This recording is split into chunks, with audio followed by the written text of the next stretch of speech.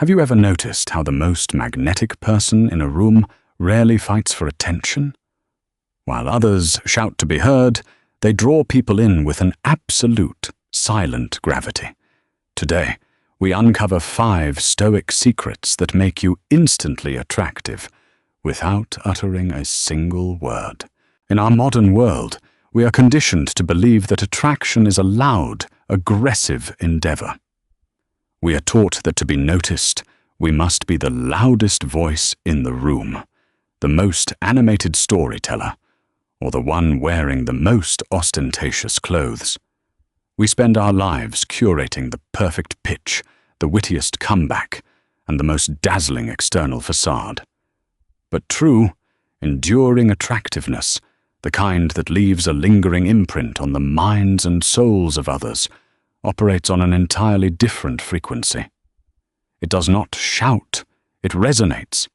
It does not demand attention, it commands it naturally, much like the moon pulling the tides. Over 2,000 years ago, the Stoic philosophers of ancient Greece and Rome understood a fundamental truth about human nature. We are biologically and psychologically drawn to those who possess mastery over themselves. In a world characterized by chaos, unpredictability, and emotional turbulence, a person who embodies stillness is an anomaly. They become a lighthouse in a storm.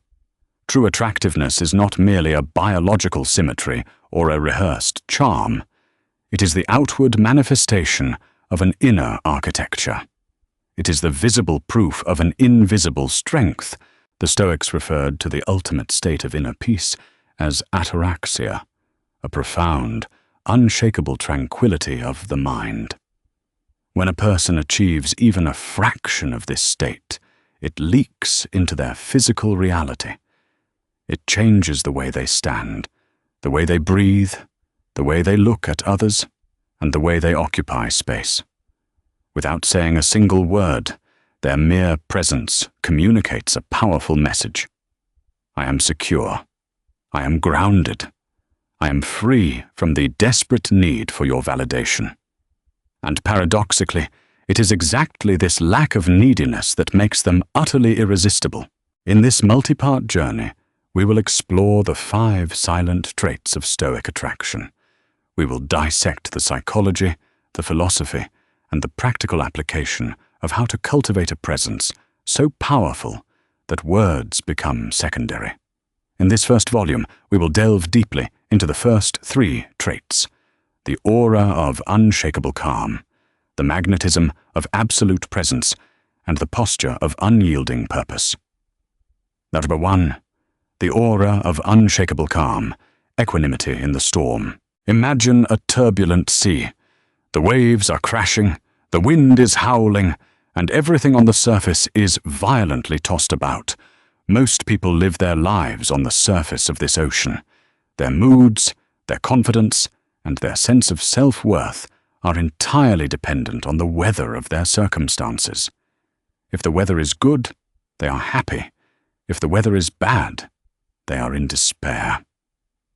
Now, imagine diving 100 feet below that chaotic surface. Down in the deep, there is absolute stillness. The water is heavy, quiet, and completely undisturbed by the storm raging above. The first silent trait of instant attraction is the embodiment of that deep water stillness. It is what the Stoics called equanimity. To understand why this is so deeply attractive, we must look at human psychology. Human beings are, at our core, anxious creatures. We are constantly scanning our environment for threats, constantly worrying about the future, and constantly seeking safety.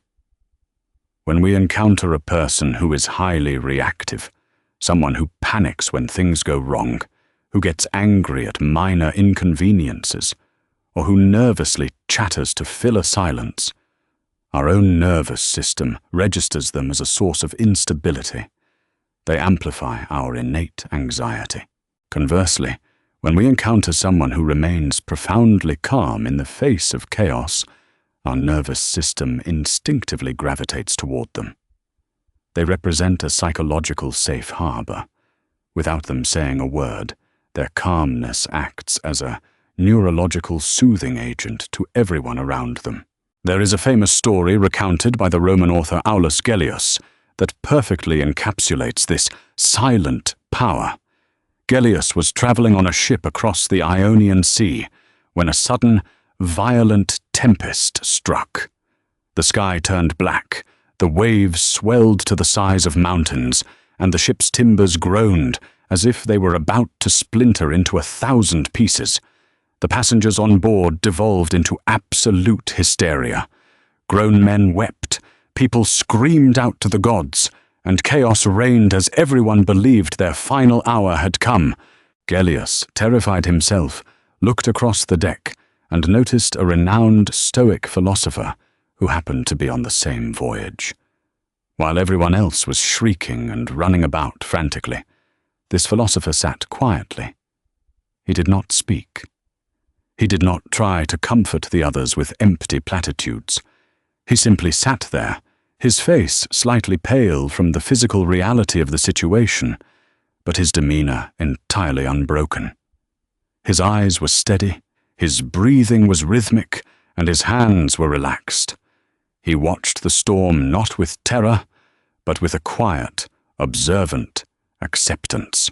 When the storm finally passed, and the ship limped into port, Gellius approached the Stoic and asked him how he had maintained such incredible composure while everyone else had lost their minds. The philosopher later explained that the Stoic does not react to the external event, the storm, but rather separates the event from their internal judgment of it. The storm is outside of my control, he reasoned, so why should I surrender my mind to it? Think about the sheer magnetism of that silent philosopher on the ship. In a moment of ultimate crisis, everyone else's eyes would have naturally been drawn to him. His silence and his stillness were louder and more commanding than all the screaming and wailing of the terrified passengers. How do we translate this into the modern world, where our storms are rarely shipwrecks, but rather stressful meetings, social awkwardness, sudden rejections, or interpersonal conflicts? The application lies in the Stoic pause. It is the physical manifestation of refusing to let external chaos dictate your internal state. When you are criticized, when someone cuts you off in traffic, when a project fails, or when a sudden problem arises, the reactive person flinches, gasps, widens their eyes, or immediately begins defending themselves. The attractive, Stoic individual does nothing. They simply absorb the information. They maintain a relaxed facial expression. They take a slow, imperceptible breath. This silent non-reaction is incredibly powerful. When someone expects you to be angry, defensive, or panicked, and you respond with absolute, relaxed silence, it completely shifts the power dynamic. It communicates that your internal world is a fortress, and their external noise is not strong enough to breach your walls. Furthermore, this unshakable calm manifests in everyday physical movements. The anxious person moves erratically.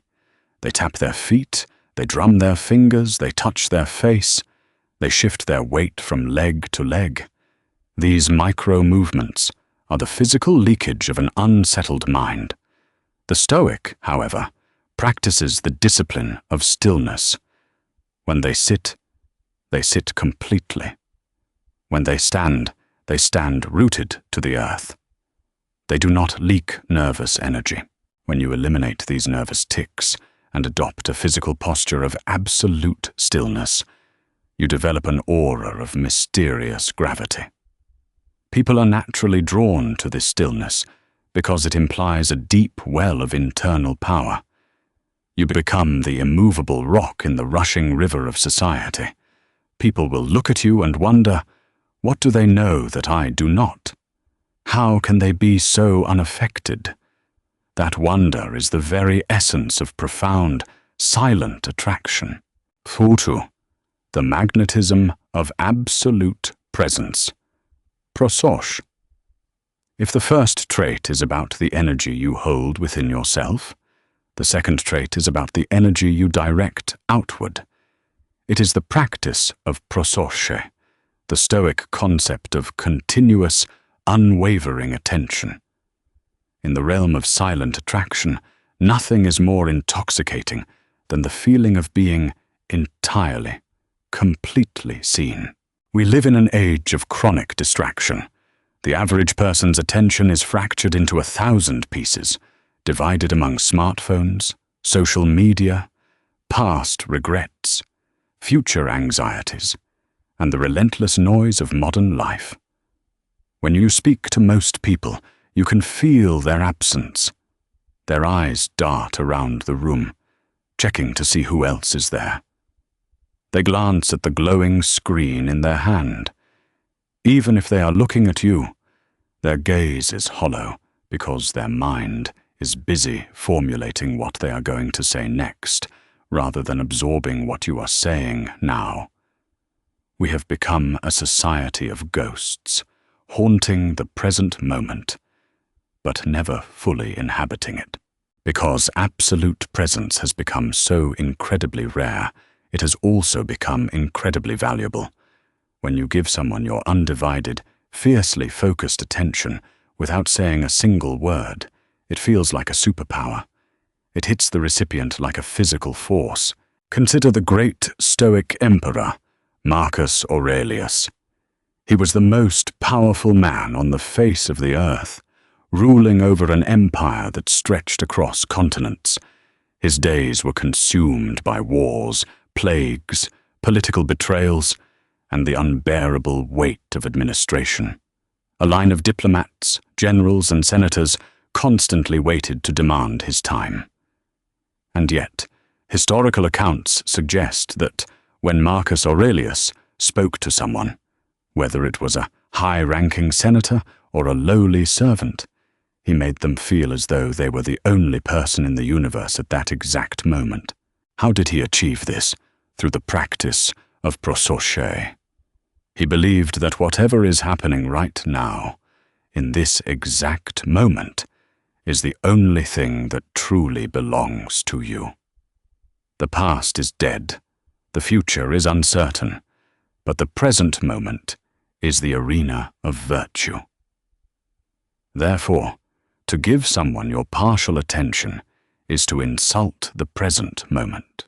To cultivate this silent magnetism, you must become a master of the gaze and the physical orientation of your body. When someone enters your space or begins speaking to you, the most attractive thing you can do is to physically and mentally shut down all other operations. First, consider the power of the silent gaze. Eye contact is the most intimate form of non-verbal communication, but most people do it wrong. The anxious person makes darting eye contact, looking away, looking down. The aggressive person stares intensely, turning it into a challenge or a threat. The Stoic, however, offers a warm, unwavering, relaxed gaze. Their eyes do not pierce. They receive. When you look at someone with a soft but unbroken focus, you are silently telling them, "You matter enough for me to pause the entire world." Coupled with this is the physical orientation of your body.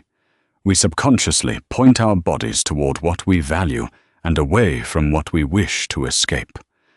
When you are listening to someone, turn your heart to face them directly. Keep your feet planted and pointed toward them. Do not angle your shoulders away, preparing for a quick exit. When your body is entirely aligned with the person in front of you, and your eyes are locked onto theirs in relaxed attention, you create a localized gravitational field. The beauty of this is that it requires absolutely no words. You can make someone fall in love with you, trust you implicitly, or respect you deeply, simply by listening to them in a way they have never been listened to before. The French philosopher Simone Weil famously wrote, "Attention is the rarest and purest form of generosity." In a Stoic sense, this attention is the manifestation of sympathia, the understanding that all human beings are interconnected parts of a greater whole. When you practice prosocia, you strip away the ego's desperate need to interrupt, to relate a story back to yourself, or to show off your cleverness. You create an empty, sacred space for the other person to exist fully. People are starving for this space.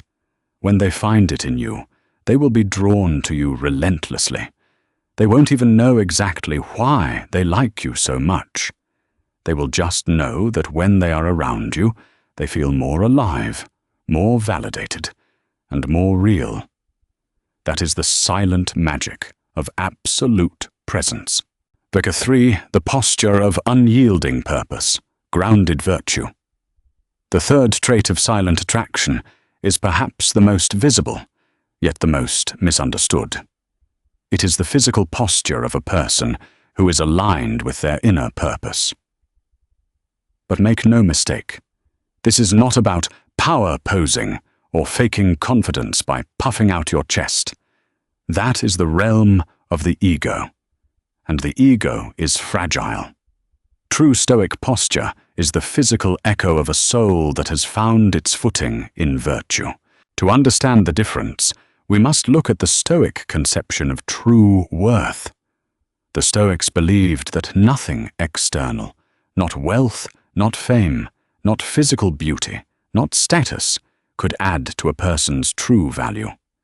The only thing that gives a person worth is their character, their integrity, and their commitment to living virtuously. When a person genuinely believes this, it completely transforms the way they inhabit their physical body. Let us look at the story of Cato the Younger, one of the most uncompromising and formidable Stoics in the history of Rome. Rome, during Cato's time, was a city obsessed with vanity, status, and appearances. Politicians draped themselves in the most expensive purple silks, walked with large entourages to appear important, and spent fortunes on their public image. Cato deliberately did the opposite.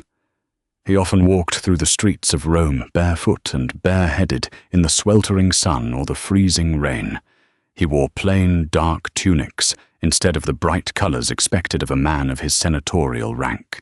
He did this not simply to be a contrarian, but to condition himself against the opinions of the mob. He wanted to prove to himself that his authority and his worth came from his mind and his virtue, not from the fabric on his back. And yet, historical records indicate that when Cato walked into the Senate, the room fell completely silent. Men in jeweled robes and golden rings would part ways to let this barefoot, plainly dressed man walk through. Why? Because Cato moved with the posture of unyielding purpose. His physical presence was so deeply rooted in his unshakable principles that it radiated a terrifying, awe-inspiring authority. He didn't need to look important because he knew what was truly important. When a person lacks an internal sense of purpose, their body language compensates. They adopt what we might call apologetic posture.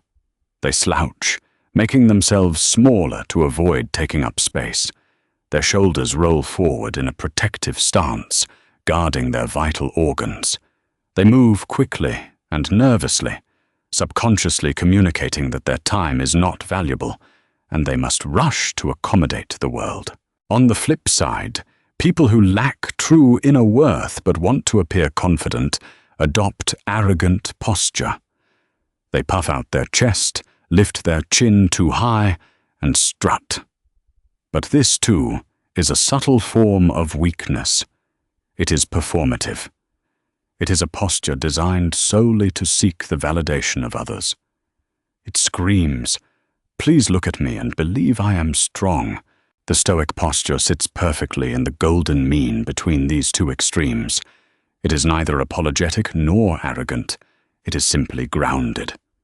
It is the posture of a person who has accepted themselves, who knows their principles, and who feels completely at home in the universe. How do you embody this without saying a word? It begins from the ground up. First, consider the way you move through space. The person of purpose moves deliberately. They do not rush unless it is absolutely necessary. Rushing is a physical admission that you are a slave to time and circumstance. When you move slowly, fluidly, and with intention, you communicate that you are the master of your own reality. You own your time. When you walk into a room, you do not scurry to a corner. You walk with measured, even steps. Second, consider the architecture of your spine and shoulders. The Stoic sits and stands with a natural, unforced uprightness. Imagine a string pulling gently from the crown of your head toward the sky, aligning your spine, while your shoulders drop and relax downward, pulled by the gravity of the earth. This physical alignment, reaching upward toward reason and virtue, while remaining grounded in the physical reality of nature, creates a silhouette of quiet dignity. Third, take ownership of your physical space, but do so with grace. You do not need to sprawl aggressively to show confidence. Simply exist fully in the space you occupy. Rest your arms comfortably. Do not cross them defensively over your chest. Leave your torso open to the world. This physical openness is a profound display of courage. It silently tells the world, I have no need to hide, and I have nothing to defend. When you adopt this posture of grounded virtue, people intuitively sense your integrity. We are biologically programmed to seek out leaders and partners who are capable of standing firm when the world shakes. An upright, relaxed, and deliberate physical presence signals that you have conquered your inner demons, and therefore you are capable of facing the external world. You become a pillar of reliability in a landscape of shifting sands. Without uttering a single syllable, your body speaks a language of deep, enduring strength that is universally, instantly attractive. 4. The power of silent restraint, the art of sophrosin. In an era defined by compulsive oversharing, noisy self-promotion, and instant emotional reactivity, restraint has become a lost art. We live in a world where people spill their thoughts, emotions, complaints and grievances like overfilled vessels. If someone feels offended, they immediately lash out. If they accomplish something small, they broadcast it to thousands of strangers. If a thought pops into their head, they feel an uncontrollable urge to verbalize it. The modern human treats their mind as a sieve, letting every internal impulse pour straight out into the social atmosphere. But the fourth silent trait of instant attraction operates on a completely opposite principle. It is what the ancient Greeks called sophrosin, the practice of deep self-restraint, emotional governance, and controlled energy. When you encounter a person who possesses sophrosin, you immediately sense that they are operating with a vast reservoir of power hidden beneath the surface. They do not leak energy. They do not react to every piece of bait tossed into their path. They possess an internal valve, and they choose precisely when and if to open it. This silent restraint creates an irresistible psychological vacuum around them. In a room full of people desperate to reveal everything, the person who holds back becomes an intriguing enigma. To understand the profound attraction of silent restraint, we must look at how the Stoics viewed the discipline of impulse control. Epictetus, who spent his early life as a slave in Hierapolis before becoming one of history's most revered teachers, understood human weakness with terrifying clarity. He observed that most people are not masters of themselves. They are puppets, pulled by the strings of external impressions. An insult pulls the string of anger. A compliment pulls the string of vanity. A moment of awkward silence pulls the string of nervous chatter. Epictetus famously taught his students a fundamental rule of mental discipline. We have 2 ears and 1 mouth so that we can listen twice as much as we speak.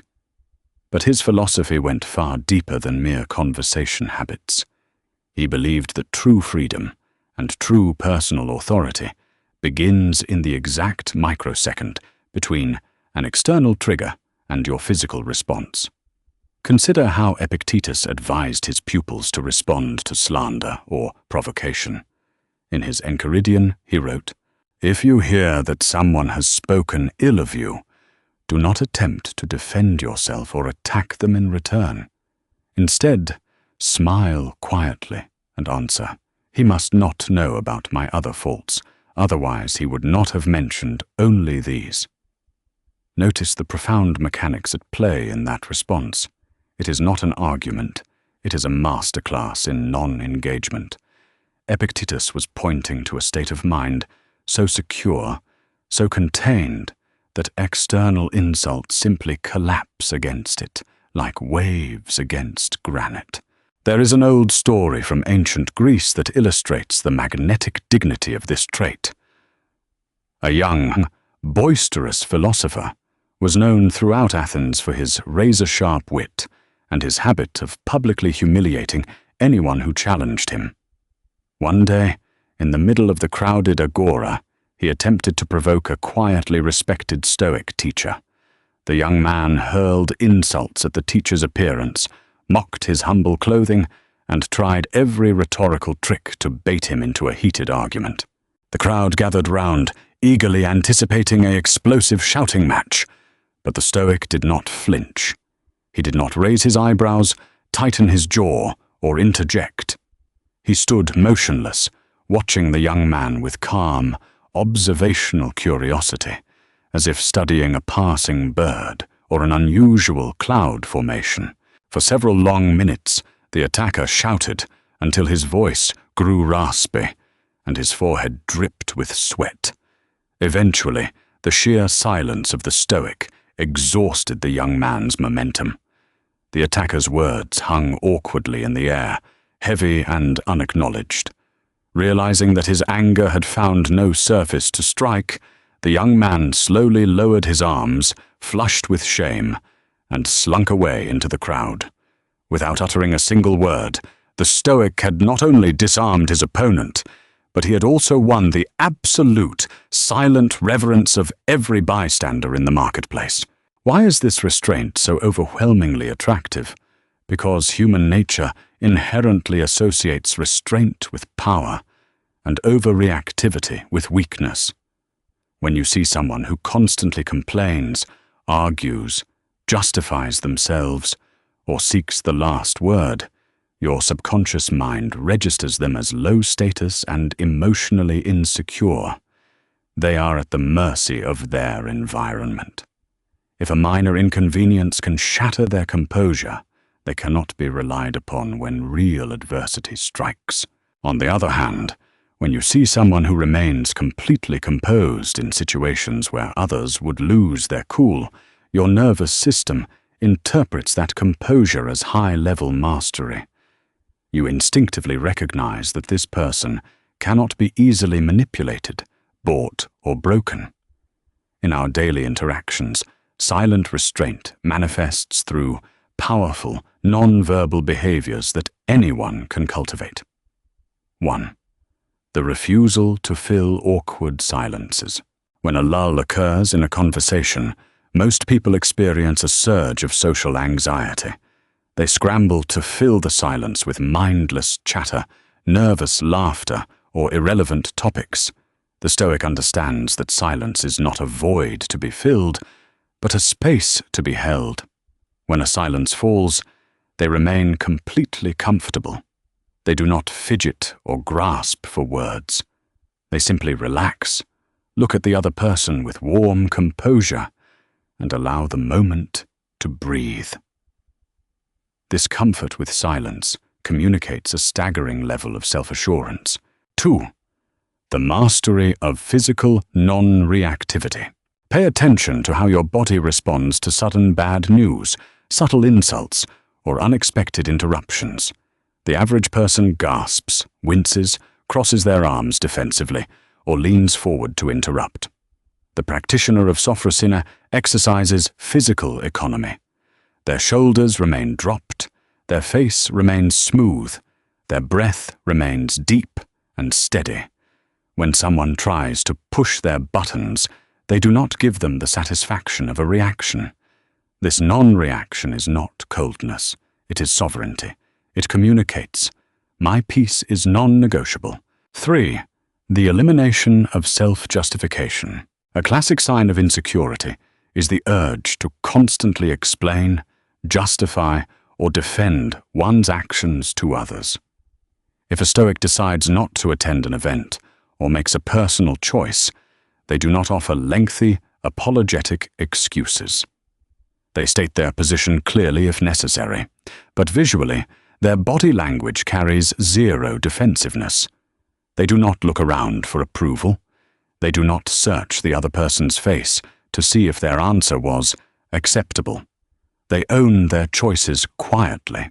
4. The absence of gossiping and mutual complaining. Gossip and shared complaining are cheap forms of social bonding. They rely on tearing down others or wallowing in negativity to create a temporary, artificial sense of closeness. Watch what happens in a group setting when people start tearing someone down and one person simply stays silent. They don't preach. They don't roll their eyes. They just quietly withhold their participation. That silent refusal to engage in petty malice acts as a mirror to everyone else in the room. It silently raises the moral standard of the room and commands immense respect. To embody sophrosine is to become like a deep, still well. People will look into you and realize they cannot easily see the bottom. That depth, that refusal to put every thought, emotion, and insecurity on public display is the very definition of intrigue. It leaves people wanting to know more, drawn irresistibly toward the quiet strength of a mind that governs itself. 5. The radiance of expectationless benevolence. Autarky and sympathia, we arrive now at the final, most profound, silent trait of Stoic magnetism. It is the trait that separates a cold, Stoic caricature from a truly captivating, authentic Stoic human being. There is a common misconception that Stoicism is about becoming a human glacier, emotionless, detached, distant, and cold. But nothing could be further from the truth. The ancient Stoics did not preach apathy. Apatheia meant freedom from irrational passions, not freedom from feeling. Instead, they taught that the highest state of human existence is achieved when two powerful virtues come together: autarky, complete internal self-sufficiency, and sympatheia, the deep, intuitive recognition that we are all interconnected parts of a human family. When these two principles merge within a single person, something extraordinary happens to their physical presence. They develop an aura of expectationless benevolence. What does this mean? Most human affection, warmth, and charm are deeply transactional. People smile at you because they want you to like them. They pay you a compliment because they want one in return. They perform acts of service because they are building a mental ledger of favors owed.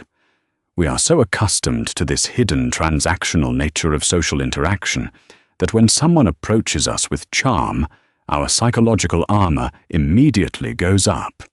We ask ourselves, what do they want from me? What is the catch? Expectationless benevolence is the total dismantling of that transactional dynamic. It is the ability to project genuine warmth, kindness, and goodwill toward another person without needing a single thing from them in return. Not their praise, not their validation, not their affection, and not even their gratitude. Because your internal cup is already full through your own character and self-sufficiency, autarky, you do not look at other people as buckets from which you must extract validation. Instead, you look at them through the lens of sympathia, seeing them as fellow travelers navigating the difficulties of human life. You offer them warmth simply because it is in your nature to do so, much like the sun radiates heat without asking the earth for permission or repayment. When you meet someone who projects this silent, expectationless warmth, your psychological armor does not just crack, it completely dissolves. It is one of the most intoxicating sensations a human being can experience. Let us look at the private journal of the Roman Emperor Marcus Aurelius, recorded in his Meditations. Here was a man who held absolute power over the known world. He could have executed anyone who displeased him with a wave of his hand. He was surrounded by flatterers, schemers, and people who wanted to use him for their own gain. It would have been remarkably easy for him to become a cynical, paranoid tyrant. Yet, every single morning, Marcus Aurelius sat down in his tent on the cold, muddy northern frontier, dipped his reed pen into ink, and wrote these words to himself. When you wake up in the morning, tell yourself, "The people I deal with today will be meddling, ungrateful, arrogant, dishonest, jealous, and surly. They are like this because they cannot distinguish good from evil. But I have seen the beauty of good and the ugliness of evil, and I have recognized that the wrongdoer has a nature related to my own. None of them can hurt me, for no one can implicate me in ugliness. Nor can I be angry at my kinsman or hate him, for we were made to work together like feet, hands, and the rows of the upper and lower teeth." Consider the immense beauty of this silent mindset. Marcus Aurelius did not expect people to be perfect. He did not expect them to be grateful. He anticipated their flaws with realistic clarity. Yet he made a firm decision to view them with quiet benevolence anyway. He did not need them to be good for him to remain virtuous. This internal clarity manifested in his physical demeanor. Historical accounts depict Marcus Aurelius not as an intimidating, terrifying monarch, but as a man whose presence felt like a protective shield over the empire. His face carried a serene, approachable warmth. He listened patiently to the grievances of ordinary citizens, looking at them not with condescension, but with the profound empathy of a brother. How does expectationless benevolence express itself silently in our modern world? It shows up in the subtle, non-verbal details of how you treat the world around you when you think no one is watching. 1. The soft, unconditional smile. Compare two types of smiles. The first is the social mask smile, the polite, tense, performative flash of teeth that people use to gain approval or smooth over social awkwardness. It reaches only the mouth, leaving the eyes cold and watchful. The second is the Stoic smile of sympathia. It is a soft, subtle, unforced expression that rises from an inner sense of peace. It is the smile you give a child who is playing, or an old friend walking toward you. It carries zero demand. When you look at someone, whether a stranger on the street, a barista, a co-worker, or a potential partner, and give them a genuine, relaxed nod and a subtle smile, you are silently communicating. I see you, I accept you, and I require nothing from you. 2. The absence of judgmental tension. Most people carry an incredible amount of hidden judgment in their body language. When they encounter someone who looks different, acts differently, or holds different opinions, their body stiffens, their lips thin, their eyes narrow, and their posture becomes guarded. The Stoic practices radical acceptance. They understand that every person is acting according to their own level of awareness and internal conditioning. Because the Stoic does not feel threatened by other people's differences or mistakes, their body language remains open and relaxed around everyone. They do not project an aura of moral superiority. This lack of judgment makes people feel instantly safe in their presence. People will find themselves opening up to you, sharing their deepest thoughts, simply because your non-verbal field is free from the threat of condemnation. 3. Quiet, anonymous service. True Stoic benevolence is performing small, generous acts without making a show of them. It is holding a door, picking up an item someone dropped, stepping aside on a crowded sidewalk to make room for others, or fixing a problem without letting anyone know you were the one who fixed it. When you perform these acts silently, without lingering to receive a thank you, or looking around to see if anyone noticed, you break the cycle of human vanity. People notice this lack of performative ego. It radiates an undeniable aura of nobility. It shows that your self-worth is so deeply anchored in your own character that you do not need the applause of the world to validate your goodness. When you combine the previous 4 traits, unshakable calm, absolute presence, unyielding purpose, and silent restraint. With this 5th trait of expectationless benevolence, your presence becomes complete. You become strong without being cold, stable without being rigid, quiet without being distant, and warm without being needy. You become a person who does not need to speak to be heard, does not need to push to be felt, and does not need to demand attraction to be utterly unforgettable. Summary of the 5 silent traits. To master the art of Stoic magnetism, remember the 5 silent pillars of presence. 1. The aura of unshakable calm, equanimity, refusing to let external chaos disrupt your internal fortress, acting as a soothing harbor for the anxiety of others. 2. The magnetism of absolute presence, prosos, offering people your undivided, warm and focused attention in a world addicted to distraction. 3.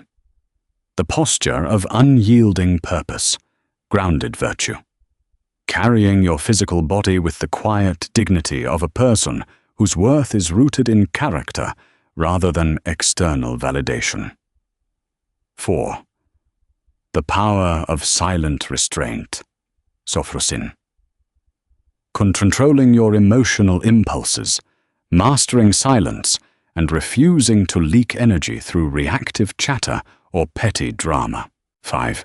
The radiance of expectationless benevolence, sympathia and autarky, projecting genuine non-judgmental warmth toward others from a place of complete internal self-sufficiency. The silence of a Stoic is not empty. It is full of answers. True attraction is never about manipulating others with rehearsed tricks. It is the natural, inevitable reflection of a soul that has achieved mastery over itself. If these ancient truths sparked something within you today, do not let this moment fade into passive listening. Take a moment to like this video. Share it with someone who is on their own journey of self-mastery, and subscribe to join our community. Stand tall, cultivate your inner fortress, and step into the world with silent confidence.